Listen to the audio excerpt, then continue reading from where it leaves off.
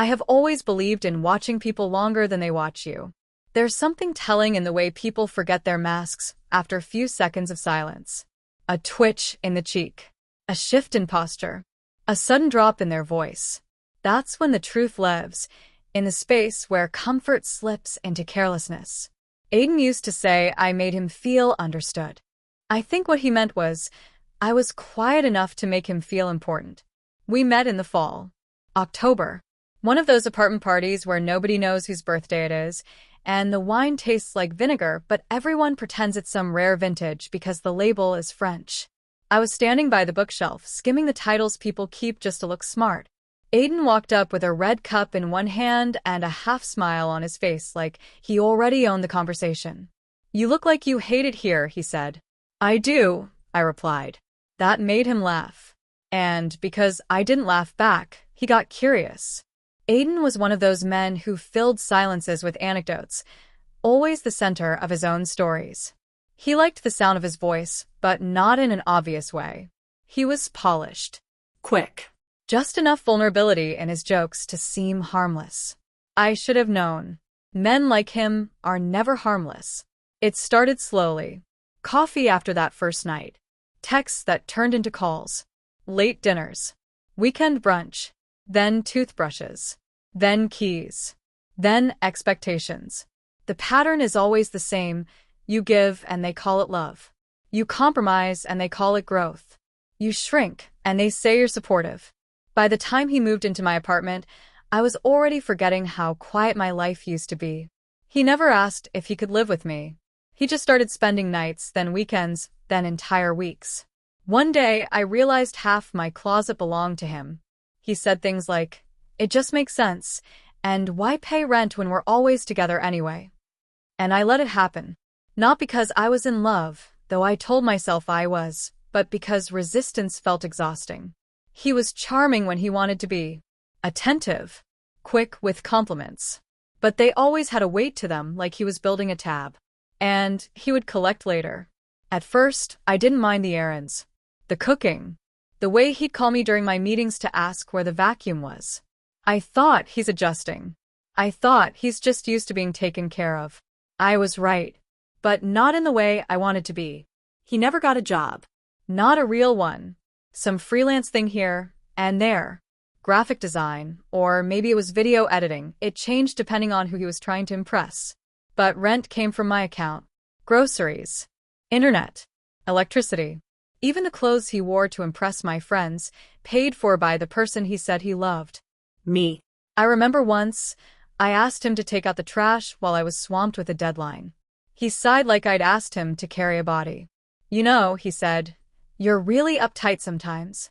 Just relax. It'll get done." It didn't. I took it out an hour later, still in heels, still responding to emails on my phone. He kissed my cheek when I walked back in. "See? Not so hard." I said nothing. That was my mistake, really. Not the giving. Not the forgiving. The silence. He took it as permission. Which brings me to last night. I didn't want to go to the party. We'd fought earlier, some nonsense about me not being fun anymore. He said I was always working, always tired, and maybe I needed to loosen up like I used to. I should have stayed home. But part of me wanted to prove him wrong. Big mistake. The apartment was packed. People I didn't recognize laughing in rooms I didn't belong in. Aiden was in his element, telling jokes, slapping backs, filling cups. I stood near the window, sipping something sweet and cheap, counting the minutes until I could leave. Then I heard him say it. Loud enough that everyone around him turned to laugh. Loud enough that the music seemed to dull beneath his voice. "Lena," he slurred. "She's like my maid. With benefits." Laughter. Actual laughter. He smiled like a man who'd just told the joke of the night. "And the best part," he added, "she still thinks she's the one in control." More laughter. Someone even clapped. I couldn't move at first. My body forgot how. The blood drained from my face and pooled in my chest like a stone. I thought, he didn't just say that. Not out loud. But he did. I set my drink down. I didn't look at anyone. Just walked toward the door like I was in a dream where nothing made sense, but everything was suddenly clear. He caught up to me in the hallway. Lena, wait. Babe, come on, it was a joke. Move, I said. Quiet. Steady. You're overreacting. I stepped past him. He grabbed my wrist. Not hard. Not painful. But with enough pressure to say, I still own this. Don't make a scene. He didn't say sorry. Not once. Not in the hallway. Not in the Uber. Not when we got home. And I didn't cry. I went to bed in silence. This morning, I was gone before he woke up. I didn't pack in a rush. There was no panic, no trembling hands, no messy sobs. That sort of reaction would have been for someone still emotionally tethered to the person they were leaving. I wasn't. What I felt was precise. A clear, calculated urgency to remove myself from the life I had let him contaminate. I woke up before him. He always slept late, stayed up until 2 a.m. on his phone, usually watching trashy YouTube commentary or checking Reddit for dopamine hits. Sometimes I'd lie next to him and wonder how someone so full of nothing could take up so much space. So I got up, made coffee for myself only, and began my extraction. Clothes first. Everything I actually wore, not the house clothes he lazily claimed as his now. My charger. My documents. My hard drive. The laptop I'd paid for with my freelance work while he borrowed it for job applications and forgot to log out of his dating profiles.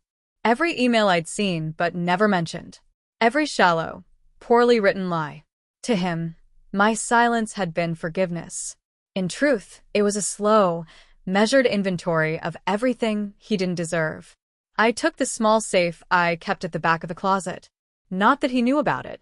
Inside were the things that mattered. My passport, a backup debit card, the silver bracelet my mother gave me when I was 15, and my father left for good. I didn't leave a note. I didn't slam the door. That would have made it feel like a breakup. What I was doing was not a breakup. It was an erasure. I didn't go far at first. I went 2 subway lines over, to a short-term apartment rental I'd booked under my middle name. Sparse, clean, quiet. The kind of place no one could trace unless they had reason to, and Aiden never saw the details. I'd handled every financial account. Every bill. His digital leash never extended further than my phone's hotspot. That first day, I let the silence stretch out. At 9:04 a.m., the first call came in. Then the second. Then a text. Hey, where are you? As though I'd simply gone for a walk and forgotten to say goodbye. As though what he did the night before wasn't echoing in the ears of every partygoer, now reliving it over coffee and group chats. By 11 a.m., he was spiraling. You didn't say anything this morning. Did I do something? I didn't answer. I read his texts like poetry, disorganized, desperate, always just a few steps behind the reality I had already processed weeks ago. At 1:42 p.m., the tone changed. Are you seriously ignoring me? Grow up. I turned my phone over, kept sipping my tea. Let him feel it, the soundlessness, the confusion, the shrinking of his little world. Aiden had no idea how little he mattered until I removed the mirror I'd been holding up for him. Day 2 was angrier. 23 calls. 7 voicemails. All ignored. By then, he'd realized I hadn't just stepped out. I'd left. I imagined him pacing the apartment, checking drawers, looking for clues. I imagined him calling our mutual friends. Well, my friends really, and receiving nothing but awkward silence or cold disapproval. Because they'd all heard what he said at the party. They laughed, yes, but not because it was funny. They laughed because they didn't know what else to do. Now, no one was laughing. Lena, what are you doing? You're being ridiculous. We had one bad night. I played that voicemail on repeat. It wasn't remorse. It was entitlement. We had one bad night. He had reduced public humiliation, objectification, and physical intimidation into a bad night. I wondered how many other women had heard that same line. I wondered if his mother would. So I sent her the voicemail. Just that one. A simple message, attached to a text. Thought you should know what your son considers acceptable. She never replied. But the next morning, the calls stopped for 5 hours straight. I pictured the confrontation. I pictured his face, defensive, annoyed, maybe even betrayed. He'd say I was dramatic, exaggerating, crazy. It didn't matter. I was gone. And the echo was only beginning. Day 3 was when he started to unravel. He came to my office. Or rather, he tried to. Security stopped him in the lobby. I had already called ahead. Spoke calmly with a front desk manager, explained that an ex-boyfriend might come by, looking to reconcile. They didn't ask questions. They just flagged his name. I watched from a building across the street, sitting in a cafe window, laptop open like I was just working. I wasn't. I was watching. He looked smaller. Hair messy. Shirt untucked. That performative charm he wore like a second skin was gone. He was pacing, loud, flustered. He even tried to FaceTime me from the lobby, like seeing his face would change anything. It did change something. It made me feel absolutely nothing. He was unraveling, thread by thread. And I hadn't even touched him. By the end of the week, I heard from our landlord. Or rather, my landlord. "Hey, Lena," she said cautiously. "Aiden's been calling about the apartment. Says you disappeared, and he needs access to your lease?" I smiled. "He's not on a lease." "That's what I told him," she said. He seemed upset. "I'll have my things out soon," I replied. "You don't need to let him in." She paused. "Do you want me to change the locks?" "Not yet," I said. Let him sit with it. The next few days, he tried shifting tactics. "I miss you. This is all a huge misunderstanding. Please, we can fix this. I didn't mean it. It was a joke, Lena. I was drunk. I don't even remember." That last one made me pause. He didn't remember? How convenient. That's the thing about men like Aiden. They weaponize forgetfulness. If they can forget, you must forgive. If it wasn't memorable for them, it shouldn't be painful for you. But I remember. I remember every syllable. She's like my maid, with benefits. The way he laughed. The way others laughed. The way no one stopped him. I turned my phone off for 2 days. When I turned it back on, the messages had evolved. "I know I fucked up. Please don't do this. Don't throw us away." And finally, "You're the only person who ever believed in me. I'm nothing without you." There it was. The truth. Not love. Not remorse. Dependency. He wasn't begging because he loved me. He was begging because, without me, there was no scaffolding holding up his life. I paid the rent. I paid the bills. I coordinated the dinner plans, remembered the birthdays, cleaned the apartment, kept him socially relevant, emotionally regulated, and financially stable. He wasn't mourning a partner. He was mourning his crutch. By the time day 10 arrived, he had gone quiet. Not because he gave up. Because he was plotting. I saw a new post on his Instagram. A picture of us from a year ago. When I hadn't even known he took. The caption. "You are the best thing that ever happened to me. I'm so sorry. Please come home." A symphony of sympathy rolled in from people who didn't know better. "Stay strong, bro. She'll come back. We all make mistakes." I didn't comment. I didn't DM. Instead, I called the photographer, whose lens he'd borrowed for that party.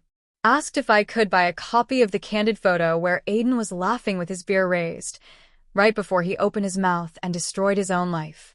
I received the photo by email. I saved it in a folder called Evidence of Who He Really Was. That weekend, I went back to the apartment. Not for closure. For making the collection list. I had made an itemized list, everything he owed me. Down to the last pair of sneakers bought with my card. Down to the $312 Venmo transfer he'd made to a friend that turned out to be a girl he once flirted with while I was out of town. I went into the bedroom, pulled out my list, and calmly began writing. When I reached for the gaming console I'd bought him for his birthday, $4.99. And then I told myself, "And now you'll live in the mess you made, without me to clean it up." Aiden had started to rot. I heard about it in pieces, through texts, mutual friends, whispers in the background of group chats I never answered but never left. He looked awful at Mikey's thing. "Is it true he hasn't paid rent in 3 months?" He messaged me at 2 a.m. just saying, "Are you awake?" That was it. The funny thing about people who orbit men like Aiden is that they're loyal only when it's convenient. He had spent years being the charming one, the funny one, the charismatic disaster that people laughed at but still invited over. The moment that sheen wore off, they began to look away. No one wants to watch someone drown if it means getting their shoes wet. The apartment didn't last. 2 weeks after I collected my things, the landlord texted me a photo. It was the kitchen. My kitchen, once gleaming and organized, now unrecognizable. Trash bags on the counters. Dishes stacked like a monument to laziness. The floor sticky. The blinds closed tight. And in the middle of it all, Aiden, hunched over the table, shirtless, face buried in his hands like a child who'd just been scolded. "Do I file eviction?" the landlord asked. "Wait a few days," I replied. I didn't want him removed too soon. I wanted him to sit in it a little longer. The job situation collapsed next. He never had real work, just side gigs and connections through mine. And when I left, the introduction stopped. His name stopped being on the guest lists. I had been the bridge between him and legitimacy, and now the bridge was ash and wind. A friend from a local design firm messaged me quietly. "Hey, awkward, but Aiden applied for the internship here. Said you referred him." I didn't respond, but I clicked the resume he attached. My name was in the cover letter. Twice. In quotes. I didn't contact Aiden. I didn't scream. I didn't correct the firm. I waited 3 days. Then I messaged the head of HR, attached screenshots. Told them the truth. He wasn't referred. He forged my name. His portfolio? Mostly plagiarized. I included links. Evidence. Receipts. 2 hours later, his application was withdrawn. 6 hours later, the drunk text began. "Why are you doing this?" "I'm sorry, okay? Is that not enough for you? You're cruel." I laughed out loud at that one. The irony was too pure. Aiden had called me pathetic in a room full of people, after reducing me to a live-in maid with occasional benefits, and now he thought I was cruel because I didn't want him to lie using my name. Men like him only understand control. Take it away, and they mistake it for violence. By day 23, he stopped asking me to come back. He started asking to talk. Just coffee. No expectations. "Please. I just need to explain." Explain what exactly? That he'd been drunk? That he didn't mean it? That he was just trying to be funny? That he loved me? He really did. He just has a hard time expressing it? I knew all those lines already. They were pre-written in every emotionally stunted man's back pocket. You could swap out names, dates, cities, the script never changed. I didn't answer. He sent one final message that night. "You win." As if I had been playing a game. The real descent came after that. I wasn't there for it, but I know what it looked like. He started posting online. Vague stories. Dark quotes. Black screens with white text that said things like, "Some people throw everything away and call it growth. If they really loved you, they wouldn't leave you in silence." I lost the one person who made life make sense. Some people messaged me, asking if I was okay. I was better than okay. I was free. I hadn't realized how much noise he'd added to my life until it was gone. I slept easier, breathed deeper, laughed without guilt. No one was second-guessing my words. No one was draining my energy and calling it intimacy. I got a raise at work. Started running again. Went on a weekend trip alone and didn't text anyone about it. Meanwhile, Aiden was deteriorating in public. It's amazing how fast a hollow man caves in once the structure holding him up is removed. A month after I disappeared, he showed up at my sister's apartment. I hadn't spoken to my sister in years, family things, complicated, messy. But apparently, he remembered her address. Rang the buzzer at 11:30 p.m., drunk and desperate. She didn't let him in. She did, however, text me afterward. "He's not doing well. Looks like shit. Was slurring. Said he just wants to see your face again." "What do you want me to do if he comes back?" "Nothing," I said. "You sure?" He looked really broken. Good. That weekend, I returned to the apartment one last time. It had been cleared out. The landlord finally changed the locks, and whatever Aiden hadn't taken with him had been boxed up and shoved into the corner like leftovers from someone else's life. I walked through the empty rooms, letting my heels echo against the hardwood. It didn't feel like home anymore. It didn't feel like anything. That was good. I went into the bedroom. The walls still held the faintest outline of the bookshelf he'd knocked over once during an argument, said it was an accident, said he'd clean it, said a lot of things. I remembered cleaning it myself while he played Xbox. I remembered a lot of things. The silence was clean. Final. I closed the door behind me and left the keys on the counter. He emailed me 2 days later. Subject: please read this. It was 4 paragraphs. No begging this time. No insults. Just sadness.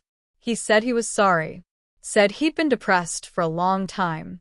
Said I'd been too good to him and he didn't know how to handle it. Said he couldn't stop thinking about the look on my face when he made that joke. Said he hated himself for it. And then, you didn't say anything. You just walked away. That silence haunts me more than any fight ever could. I closed the email. Didn't delete it. Didn't reply. Silence as always, said more. Then came the knock. 3 weeks later. A quiet Tuesday evening. I was at my new apartment, 1 bedroom, small but mine. Every object in the room had a place. Every dish was clean. Every corner free of his weight. It was raining. I remember that. And when I opened the door, there he was. Soaked through. Hair plastered to his forehead. Jacket hanging limp like dead skin. He looked like a boy who'd gotten lost on the way to manhood and never found the map again. "Lena," he whispered, voice cracking like glass. "Please." I didn't move. "I don't want to fight. I need you to see me. Please." I looked at him. He was crying. Tears running freely, shamelessly, like something inside had finally broken past the dam of arrogance. "You were everything," he said. "And I treated you like, I don't even know why. I hate myself. I swear to God, I hate who I was. I'm nothing now. I can't sleep. I can't eat.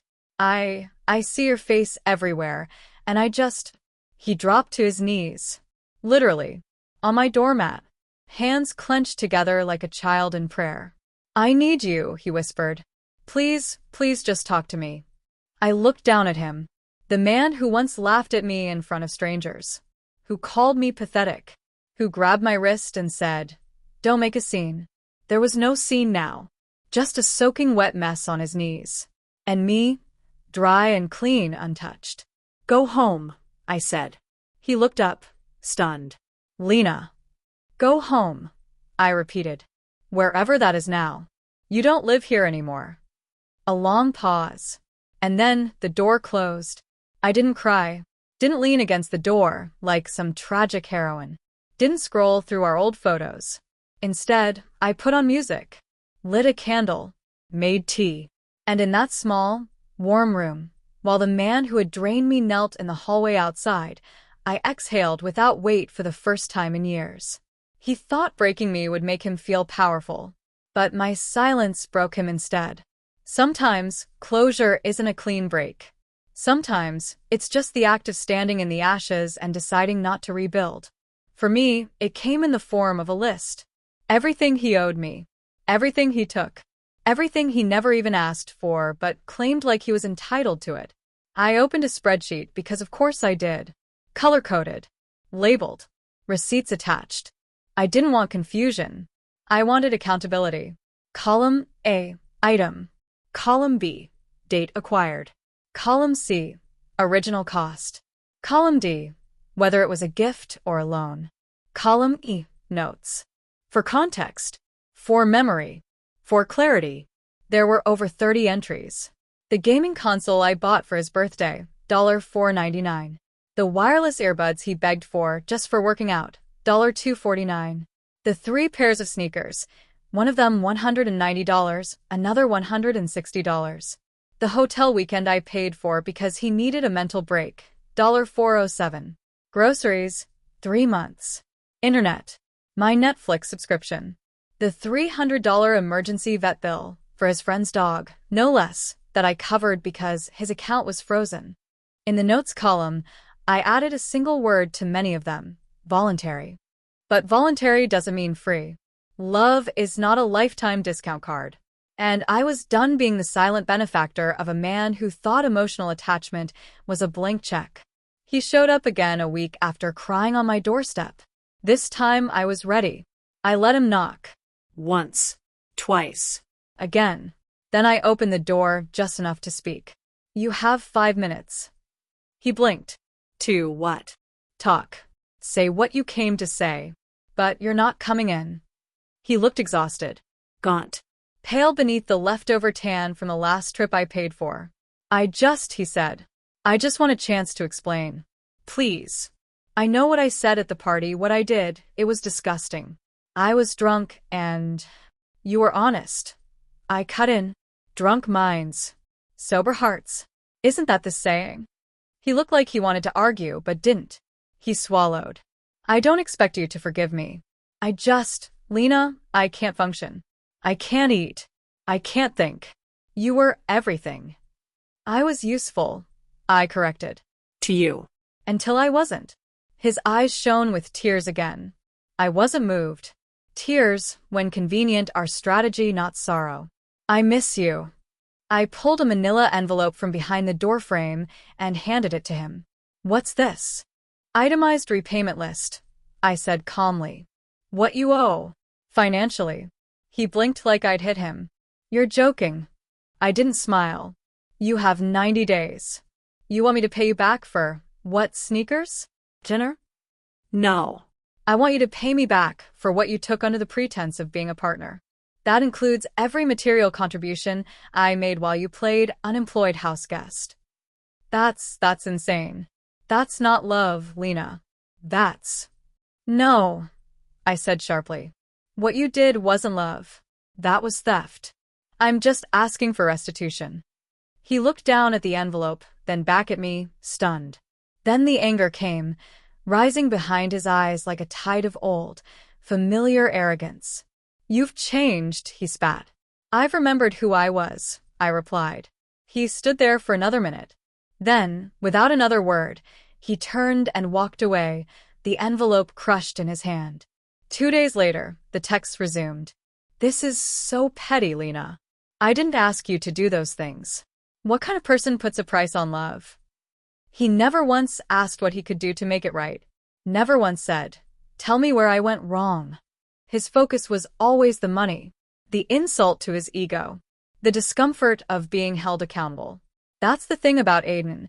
He thought emotional devastation should come with a grace period, a cooling-off window, time for him to feel bad and then be welcomed back once his conscience was slightly bruised. But this wasn't about hurt feelings anymore.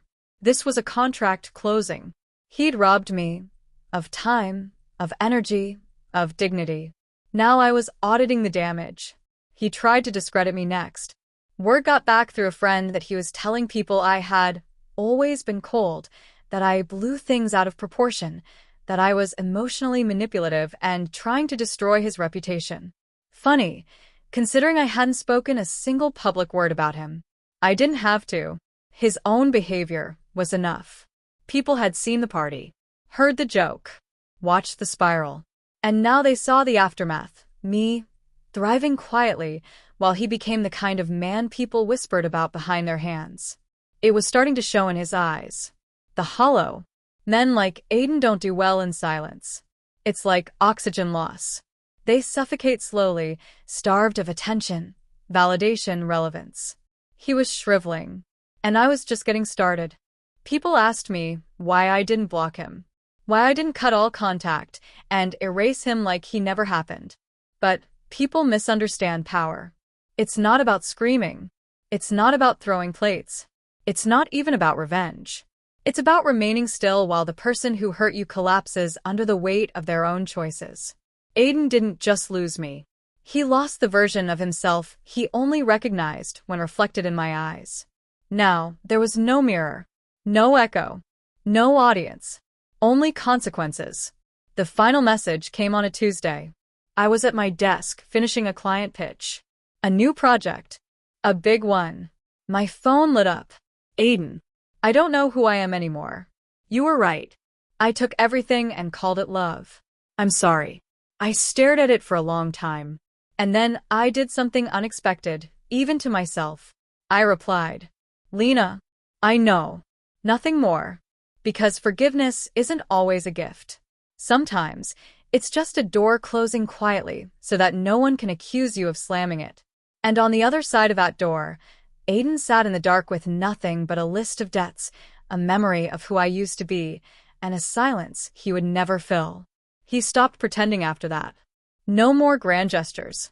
No more desperate apologies dressed up as insight. Just silence. The same kind I gave him. Only mine was deliberate. Controlled. His was hollow. I watched from a distance as he unraveled fully. The friends he once used as mirrors no longer picked up. His name floated in conversations like a cautionary tale. He became that guy, the one who had everything handed to him and still fumbled it. I heard he was sleeping on someone's couch. Heard he tried therapy. Quit after 2 sessions. Said it was too hard. Of course it was. The truth tends to scrape when you've spent years wrapped in your own lies. He messaged me once more. Just a single line. Do you think I'm a bad person? I didn't reply. Because if you have to ask, you already know. I knew he'd come again. Men like Aiden don't go quietly. They don't slip away into the shadows with grace. They linger like smoke, desperate to be seen, even after the fire's been put out. It had been nearly 2 months since his last message. I thought he'd finally learned. Thought the silence had swallowed him whole. But then came the knock. Not frantic. Not aggressive. Just persistent. 5 taps, perfectly spaced. As if he thought the rhythm might soften me. I stood behind the door, motionless, watching his silhouette through the peephole. Same stance. Head slightly lowered. Jacket creased. Hands in his pockets, like he was trying to remember what it felt like to be harmless. I waited 30 full seconds before opening it. He didn't speak right away. Didn't cry. Didn't beg. He looked up, and I saw it. The vacant desperation sitting behind his eyes like fogged glass. Hi, he said. I nodded once. You're early. That caught him off guard. Early. For the pity visit, I replied. I expected it to come after rock bottom. Not before. He almost laughed. Not from amusement but surprise. Like he didn't expect me to still be sharp. Still armed. I'm not here to fight, he said quickly. You don't have enough left in you to fight, I replied. Why are you here? He paused. Dug for an answer. Found none. Just wanted to talk. You wanted to be forgiven, I corrected. No, he said a little too quickly. Then slower, more honest. Maybe. Forgiveness isn't owed, I said. It's earned. And you haven't even made a down payment. He swallowed. Shifted. Looked down at his shoes like maybe they'd offer comfort. They didn't. They were old. Worn. Frayed at the edges. I wondered if he missed the pairs I'd taken back. The ones I paid for. The ones he'd called just shoes when I asked him to appreciate something once. I'm not doing well, he said quietly. I know, I replied. I've been trying really. I've been looking for work. I'm staying with a friend right now. Sleeping on the floor. He stopped himself. I know I made things worse. I know what I did. No, I said. You know what you lost. That's different. He looked at me like a man begging for a crack in the wall. A sliver of light. A thread to pull on. But there wasn't one. I had reinforced everything. Fortified the silence. Sealed the exit wounds. You are the only person who ever really knew me, he said, voice breaking just slightly. And I made you feel like nothing. I said nothing. Let the truth ring out and settle in the space between us. I think about that night, he said. The party. The look on your face. I see it in my dreams sometimes. How quiet you were. I wanted to take it back the second I said it, but the laughter? I don't know. I wanted to be funny. You wanted to be impressive, I corrected. At my expense. He nodded slowly. Yeah. That too. His honesty wasn't brave. It was just late. I let him speak for a while longer. Let him unspool his excuses, regrets, half apologies. He talked about trying to get clean, about going to therapy again, about sleeping through most days, and how his mother cried when she saw the state he was in. I let him pour it all out because I knew the weight of his own voice was punishment enough. People like Aiden aren't used to being honest. It hurts them to say the truth out loud. Every word was a lash. I don't want to go back to who I was, he said. Then don't, I replied. Without you, Stop, I said. Don't finish that sentence. I'm not the answer. I was the scaffold, not the foundation. He stood there, wringing his hands like a child. I don't know what to do anymore. You sit in it, I said. You sit in what you built. You feel it fully. And then maybe if you're still breathing after, you do the work. Not to win me back. Not to get points. But because you're tired of being this version of yourself. He blinked, a tear escaping before he could wipe it. You really don't want me back, he whispered. No, I said. I don't. He nodded, took a shaky breath. Looked like he might collapse. Then, as if reaching for a piece of himself, he said, I loved you. I nodded. You didn't show it, I said. But I believe you meant it. And that's what makes it worse. He didn't argue. He just stood there, broken. The same man who once made me question my own worth now stood unsure of his. I should go, he said. You should. He hesitated, waiting for something, for a word, an opening, a flicker of the old warmth. But there was nothing, just the cold. He turned, walked down the hallway, slowly, like his shoes weighed more than his body. I watched until he disappeared down the stairs. Then I closed the door. That night, I sat by the window with a blanket and a glass of wine. The city hummed below, unbothered, alive. It didn't care about love or pain or closure. It just moved forward. And so would I. I thought of the girl I was when I met him. So open. So ready to pour myself into someone else and call it purpose. And then I thought of the woman I had become. Measured. Whole. Still kind. But never again at the cost of myself. Aiden would survive. Or he wouldn't. But he would never again exist in a world where my care was currency. He was just a shadow on the doorstep now. A reminder of what happens when someone mistakes silence for surrender. And me? I had nothing left to prove. Only peace to keep. Some endings don't arrive quietly. Some come with heat, with finality. Not rage, but something more dangerous. Truth sharpened to a blade. No more silence. No more letting someone walk away thinking they got off easy. He had seen me quiet. He had seen me leave. Now, it was time for him to hear me. The opportunity came, not by my design but by his. He asked to meet just once in a public place. Said he wanted to give closure, which was ironic considering he'd tried to deny mine at every step. Maybe part of me was curious, what he thought closure even meant. Or maybe I was ready to speak at last. So I said yes. Not for him. For me. We met at a quiet cafe near the park. Neutral ground. I arrived 10 minutes early. I liked watching people arrive late to things. They always carry guilt in their shoulders. Aiden was exactly 3 minutes late. Just enough to maintain the illusion that he still had time to waste. He looked worse than last time. Gaunt. Eyes dimmed. Clothes rumpled in a way that spoke to more than fashion. He sat across from me like someone bracing for an impact. Thanks for coming, he said. I said nothing. Let him carry the discomfort. I wasn't sure if you'd actually say yes. You asked, I said. And I'm not afraid of you anymore. His face twisted like I'd slapped him. I never wanted you to be afraid of me. But you were fine making me feel small. He opened his mouth, then shut it. Good. I was done filling in the silences for him. I've been working, he said after a long pause. Part-time for now. Trying to get back on my feet. That's not why I'm here. He blinked. No. You wanted to give me closure. So do it. He took a shaky breath, as if preparing to perform grief. I know what I did. How I treated you. It was wrong. I disrespected you. I used you. I made you feel less than. And I know sorry doesn't fix it. It doesn't, I said. But go on. He swallowed. You didn't deserve any of it. No, I said, voice calm. I didn't. I don't even know. Lost. Immature. I thought if I was funny, if people laughed, I could feel important. And when I made that joke at the party, I swear I didn't mean it. You did, I said. That's the part you need to understand. You meant it. You believed it. Somewhere inside you, you thought it was true. He didn't deny it.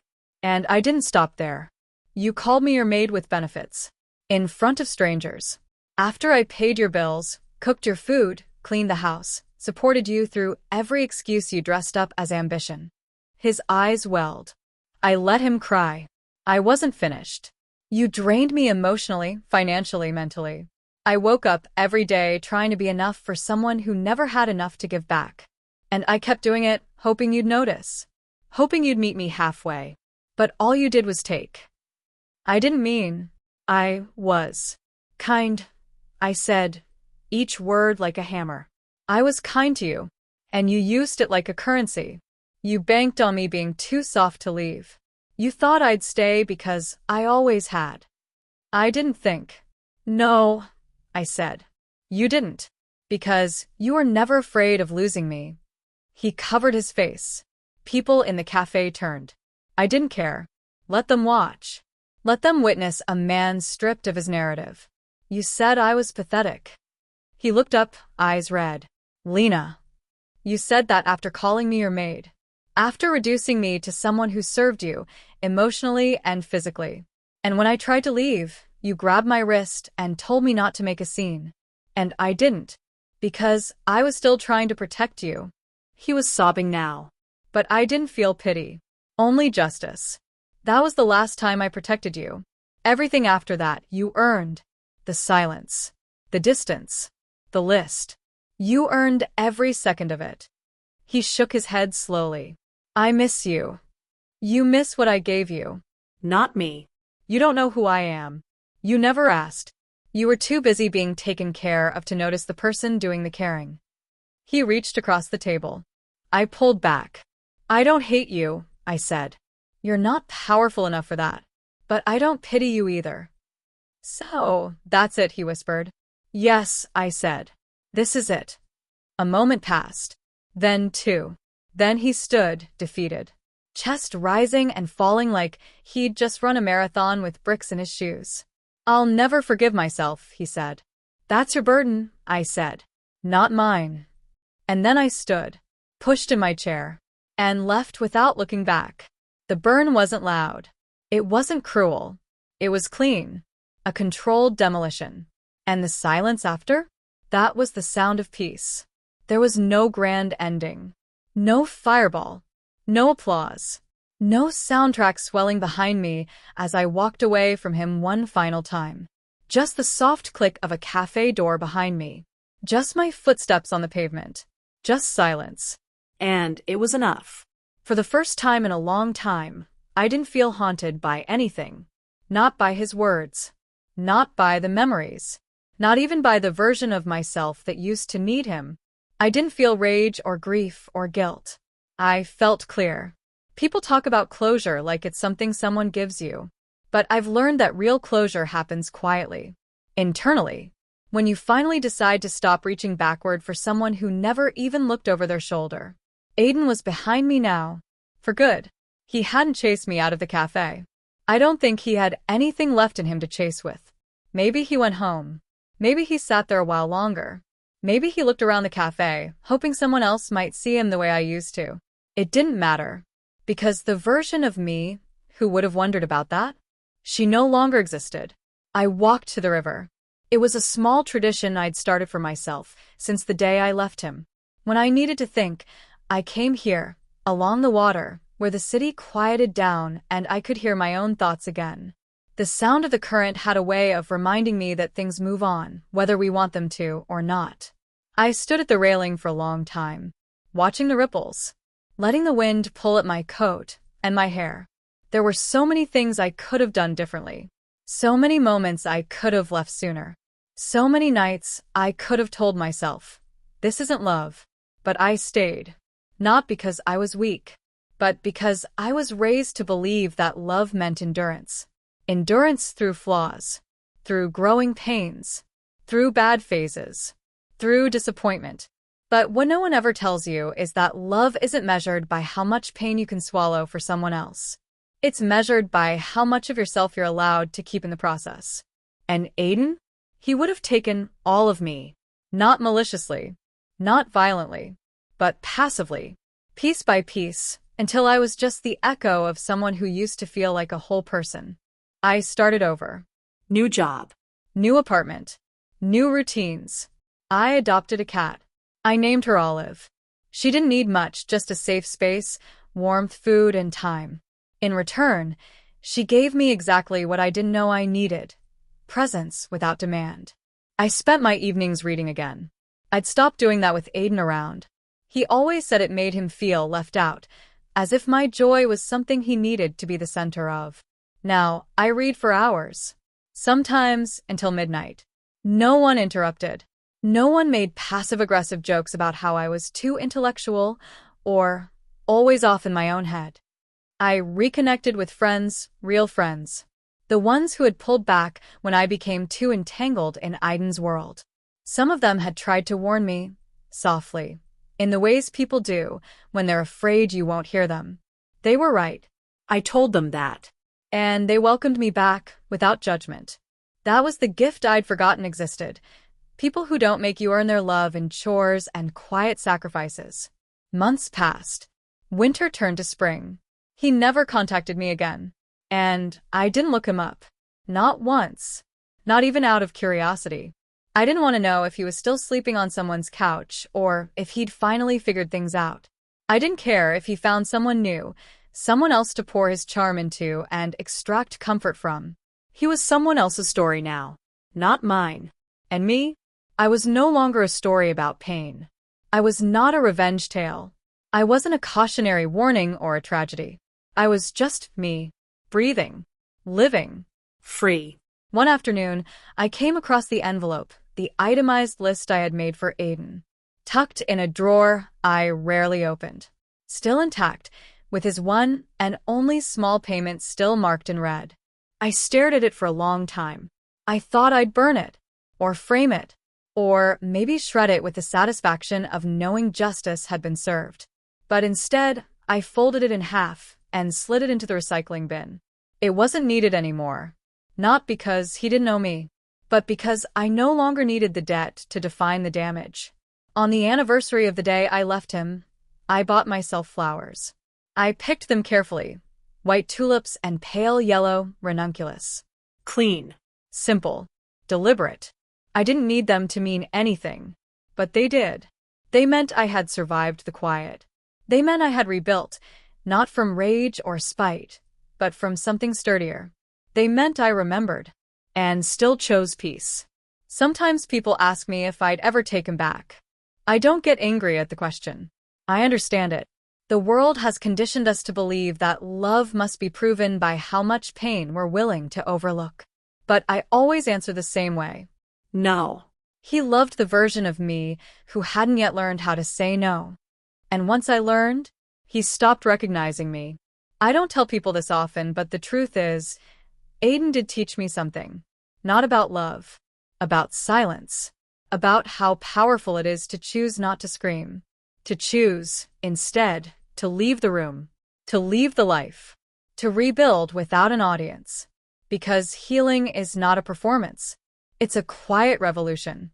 And mine? It burned slow. Burned clean. Burned everything that wasn't real. What's left now is fireproof. The end.